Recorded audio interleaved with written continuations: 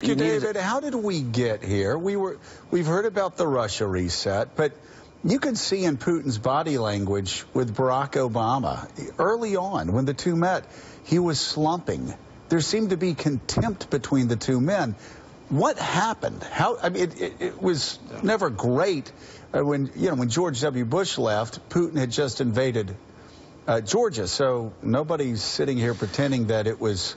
There were halcyon days in that relationship, but how has it gotten so bad and, as you just said, dangerous? Yeah, well, Joe, we'll have to wait for John Meacham to write the history, but, I've always thought that Vladimir Putin was kind of born with a chip on his shoulder.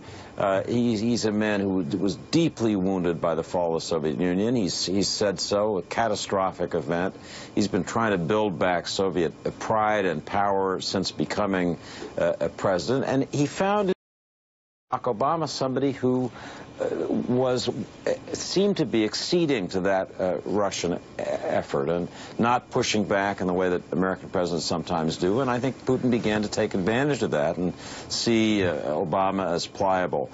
There was a fear a week ago. If you'd asked people who follow foreign policy, what's your concern about Donald Trump, they would have said, we worry that he's too accommodating to Russia, that he's too close to Russia, that Russia hacked in support of his campaign during the election, and he's talking about get a new friendship alliance with Vladimir Putin. So the events of the last 24 hours are really interesting as a sign of Trump's ability to kind of make a course correction in what people were sharply criticizing.